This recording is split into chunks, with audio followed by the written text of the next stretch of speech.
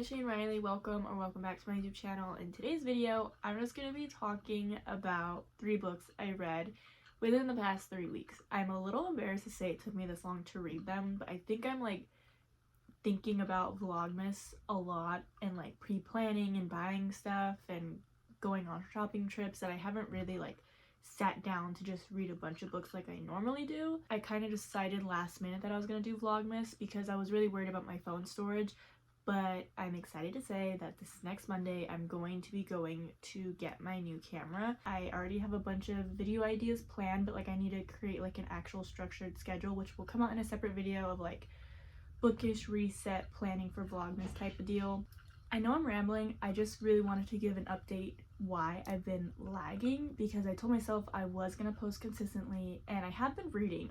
Getting 3 books done is amazing. I also know if I sound nasally, I have allergies. I never had allergies before. I don't know what it is. For my first book, I read The Pumpkin Spice Cafe. Now, I was so excited to read this because I'd seen it on TikTok first, and then I bought it pretty recently after that, and then it was just on my shelf for a while. I think I had this maybe before October or when October was happening, and I wanted to read it, but I was just reading spooky stuff that month. So I finally read it. These books are so fast and so short. I like this one more because it was the introduction to the town, and you're meeting everyone. It's someone who's moving from a big city to a smaller cute town. Main character's name is Jeannie, and she inherits her grandmother's Pumpkin Spice Cafe. She realized she didn't want to work the corporate life anymore. Her boss actually had a stroke or a heart attack in his office, and she was the one who had found him. But it made her realize that she doesn't want to just work a job and be stressed about it because she was his assistant. She actually wanted to live life, and she wanted to live life on a smaller scale. She wanted it to be a little bit more relaxed and easygoing. She meets Logan. That's her love interest in this, and the wording in this is the text of the book is huge, ginormous. When I first started to read it, I would jump 15 pages off the bat, and I was like, whoa, this is crazy, happening so fast. I think this book was just a simple romance, Grumpy Sunshine. You have this main character, she's a little bit more outgoing, not super outgoing because she's in a new town. She is open to learning everything that the town has to offer. They have all these festivals, and it's very homely. It honestly reminded me of The Spell Shop when I read that, because the town is very small, so they all know each other, they all have little town meetings, you have some grumpy people, but for the most part everyone's really, really nice. And Logan is not grumpy in a rude way, but he just doesn't get outside much. He likes to stick to himself, and he owns a farm. Jeannie kind of gets him out. She's like, let's go to this town meeting, and let's go over here, and whatever. There's a little mystery that's going on when Jeannie first moves into the cafe. There's a bunch of disturbances, which you kind of think it's haunted at first, or someone else is doing this, sabotaging the coffee shop, which you find out what it is, which I thought was just really cute. But her and Logan's romance unfolds off the bat. They have chemistry. He is a little bit nervous to date again just because he had a really bad experience the previous year during the holidays, and the whole town knew about it, which was really, really sad for him because he is very secluded. He likes to be private, and everything was very public. Even though the town is very supportive of him, they all grew up together, so it's not he should be embarrassed because he knows these people, but he is embarrassed because it was something that happened publicly, which you do learn about. When I first started my reading journey, it was definitely just romance. Now I'm very much into fantasy, so you would think I would be getting bored from this book, but the small town vibes are insane. The coziness is amazing. Everyone's super, super sweet. It went by so fast. Again, like I said, the wording in this is ginormous, but it was a simple read. There wasn't any craziness going on. There were small little points in the book that keeps you very interested, so it's a steady kind of journey. But there's nothing else to say about the book besides the fact that it's Grumpy Sunshine. He's a farmer. She just inherits his coffee shop. Very cozy. I have nothing else to say. My rating for this is a 3. Again, like I said, 3s are not bad. I think 3s are great, amazing if it's romance. If it's a fantasy, if it's a 3, it's kind of ugh, wasn't that great, because there's so much world building and politics in fantasy. These romances, there's sometimes just palate cleansers in themselves. They're quick, easy, fast-paced. Cute story, but nothing crazy happened. Second book, same little town, we have the Cinnabon bookstore. This one, I will say, I didn't like as much as the first one because you're already familiar with the characters, which isn't bad. I did get excited while reading this because it felt very homely. Like when one character would pop up, I'm like, oh, I already know that person, or I kind of already know the gist of the town. But this one is a little bit more physical off the bat. These two characters, they kind of meet. They have like one of the characters, her name is Hazel. I absolutely love that name. That is such a cute name. But she is not the owner of a bookstore, but she works for the bookstore. There's someone else that owns it. There are a lot of tourists that visit this town. So the owner of this bookstore changes the name of it every year.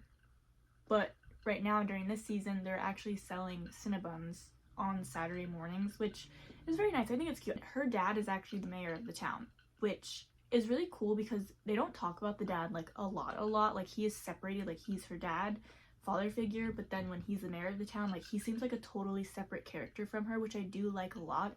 But her love interest in this is Noah. He's actually a fisherman. Him and Logan are friends. They did not grow up together. Noah actually is someone who was not a part of the town originally. He moved there. He actually had a family business, like fisher company his family owned, and he didn't want to be a part of it. He didn't finish school. He kind of felt like a dropout, and like he was letting his parents, especially his father, down, so he kind of ran away to this town. Dream Harbor is what it's called. This one's not as interesting to me as the first one because I feel like when you first jump into a small little series, it's really exciting. Like that exciting feeling is there. This one, it was exciting because of the characters and like the little plot points where you're like, oh, I remember that from the first book, or like side characters or little side stories, and you're like, oh, that's gonna be in the third book. So that part is definitely cute and fun. But this one, immediately you have Hazel. She is in this bookstore, and as she's, you know, working in the bookstore, she's finding these books that have clues in them. She's kind of reached a point where she's about to turn 30. She feels like she's going to go through a midlife crisis. She's a very homebody, simple person. She doesn't go outside very much. She's not one to look for adventure and anything crazy or go out or anything like that. She wants to go on type of a little journey where she just gets out more. She goes on little adventures, experiences life, things that she hasn't done before, just because she's afraid to turn 30 and regret doing things in her 20s. So you have Noah, the fisherman. He goes in to buy books a lot because he does have a crush on her, so he likes her. He wants to have an excuse to go see her. And at first I did think that he was the one that was leaving these like clues and stuff for her to find. It's actually not him, which I don't think is a spoiler because there's so many other characters in the book that you kind of are wondering if it's them or not. But he decides that he's going to help her figure out these clues and do what the book. It's weird to explain, but in these books there's certain clues, and the way that it's worded, it's like if there's a festival going on, they're like, oh, it's saying something about the festival, like I've never went on a Ferris wheel, we should go on a Ferris wheel. So he kind of helps her get out of her comfort zone, go and do those things, which it's really cute to see. I will say off the bat, this couple, Hazel and Noah, their relationship is more physical off the bat than compared to Jeannie and Logan, which to me, I'm someone now that I've read a bunch more books than when I was first starting out reading. I do want more plot, more story-driven books. So this wasn't my favorite, but it was such a fast, quick, easy read. Again, it's not anything crazy that I would rate where I'm like, this is absolutely horrible. For me, it's a 3. Same thing as the first one. I didn't enjoy it as much as the first one, but there's such fast stories. It wasn't like I was gonna get too into it and like tear it apart. It was still cute, fun to see the characters from the first book. Also, it kind of left hints for the third book, which the third book is actually a tree farm. So that one's a Christmas one. I'm gonna read it next month, which I'm really excited about just because I know these characters now and like some of the drama that's happening, but also like the family-esque feeling you get. My cats are running around, so I'm sorry if you hear a bunch of running.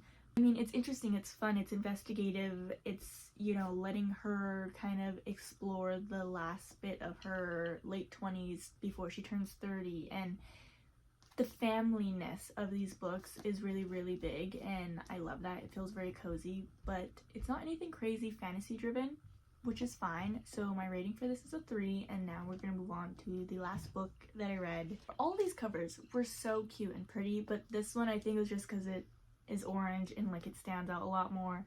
I loved this book. It is such a fast, easy read. I have not read a young adult book in a very long time because most of my fantasies are fantasy, plot driven, and then a lot of the romances are just romance. I haven't read young adult in a minute. The words in this are ginormous. It took me a while to read this just because I felt slumpish because, again, I'm into fantasy right now, or like kind of darker fantasy. So these books were fun, but there were points where I'm like, it's just a simple romance. Like, nothing crazy is happening. But if you're someone who does enjoy romance, if you're someone who wants a palate cleanser, all three of these books, I will say, are definitely enjoyable. I don't regret reading them at all. I would want to read more in the future. You have main character, her name is Lucy. Her mom owns a coffee shop. So kind of similar storylines to the first two books, but her mom's, I cannot speak today, okay? Her mom owns a coffee shop. Her father is not in the picture, but her and her mom's relationship is absolutely amazing. They're super, super close. Her mom's really, really cool. She owns a coffee shop. Lucy works as soon as she gets out of school, and she works on the weekends with her mom. Lucy is a part of the coffee shop like 100%. She's just a kid who loves to help out her mom, who loves coffee, who loves working. She does have two best friends, and her mom and her two best friends are like, you need to get out more, you need to have some fun. Like, I know you love working for your mom's coffee shop and you love school, but like, you need to be a teenager. So that is something that she struggles with a little bit. She is so involved in her mom's business, which her mom loves because she's like, you help me out so much, but like, you need to be a kid yourself. And I think it's really cool to see that their relationship, they can communicate very, very well. It's not something like where they're butting heads and there's a bunch of miscommunication. So that was refreshing to see in a book. But the thing with Lucy Kane, she does not like pumpkin spice lattes, which at first I was kind of like, I don't like fall pumpkin spice lattes because everyone else likes them. That's not the thing with this character. She doesn't like them because they make everything from scratch, from the pastries to the coffee. They do not use any artificial things. So that's why she's so passionate about not liking pumpkin spice lattes, because I found out that a lot of pumpkin spice lattes are made with preservatives and artificial, not good things. It's not even real pumpkin in it. It's just all artificial stuff, which some people might not care about. I kind of don't care about when I'm drinking coffee because I'm not drinking it for the energy, because it doesn't affect me energy wise. I have like thyroid issues and stuff. I just drink it because I like the taste. So to me, that wouldn't really bother me. But she's really passionate about it. So she's like, we do not serve pumpkin spice lattes during the fall time because they're not good for you and they're fake anyways. So I was like, okay, she has a good point. Makes total sense. But it is fall season, so some people come in asking for them, and they do have like maple drinks, like maple brown sugar and stuff, and they do have fall pastries like apple cider donuts and apple cider muffins, like caramel things, which is really, really cool. But a lot of people are asking, like, do you have pumpkin spice lattes? And she's like, no, because they do live in a small town. It's very cute. They get a lot of tourists, a lot of visitors, because everyone just wants to visit this town in the fall. Only problem is, there's a new kid in town, which she has a crush on, but she soon finds out that his parents actually own a coffee chain that just moved in across the street from their new coffee shop. Or not new coffee shop, their coffee shop that's been there. This is a coffee chain, so the mom is, you can tell she's kind of worried, but she's trying to make Lucy feel better, and she's like, you know what? The one thing about us is we make everything fresh. That's what our local customers love. There are going to be a lot of people that just want small town indie businesses to go to when they visit and they're tourists. Same thing with Starbucks or Dunkin'. They're going to go there because they know their coffee tastes the same. It's what they want, which is great and amazing. But Lucy's a little bit worried because she's like, well, they picked a convenient place to put their coffee chain, which is unfortunate because we're going to lose out on business. And she finds out that Jack Harper's parents actually own it. So she doesn't like Jack Harper. She's like, your parents did this on purpose. We're going to lose business, which it was coming from a place of not of jealousy. She genuinely is so passionate about her mom's business because her mom is a single parent. When Lucy was 5, I think the mom took on the coffee shop. So the mom's worked very, very hard to get where she is. She's like, I don't want my mom to lose business, you know, and I don't want her to be stressed about finances or anything. So Lucy's upset with Jack Harper and his parents because she's like, you guys are a coffee chain. You could have went anywhere else, even if it's in the small town, but just directly across from our coffee shop is like insanity kind of stuff, which makes sense. You see her and Jack's relationship and being in school and how their dynamic is, but also how Lucy and her mom take on losing business, trying to gain more business. There's also a festival in town that they have every single year, and Lucy has won the last year's one in the baking contest, and she really wants to win this year's baking contest because there is a cash prize that she wants to use to help her mom out. Her mom doesn't want her stressing about the finances of the coffee shop, but Lucy's like, you're my mom. Like, of course I'm gonna want to talk about the coffee shop and how business is going, what we can do to better it. But the mom's just like, you're a kid, you don't need to worry about any of this. You can tell she takes on a big burden. She wants to try to win this cash prize. You see her figuring out like what she's gonna bake to win it. Her friends are trying to help support her, but also help her be a teenager and enjoy the festivities of the fall time. You also see her try to navigate social media to help boost the business, and there's a lot of fun little surprises that I didn't guess would be in the book. Oh, it's upside down. I rated this one a 4. Only reason being, it took me longer to get through, but that was nothing that had to do with the book. It was a little different than the first one. It still felt very fall cozy, but because they were younger and it was just story plot driven, I really liked it. There wasn't a lot of romance, which is, if you're looking for that, it's not in here, but I think just seeing Lucy figure out like how to help her mom's business was very intriguing. It was super fast paced, super easy to get through. I really enjoyed this book. I was surprised. I thought I was gonna like the other two more, but when I read this, I was like, this is great and amazing. Like, there is not a lot of romance. Like, there's not even, they don't kiss in this, they don't even hug, I think, or they hug once. But it was like perfect. It was just simple young adult book.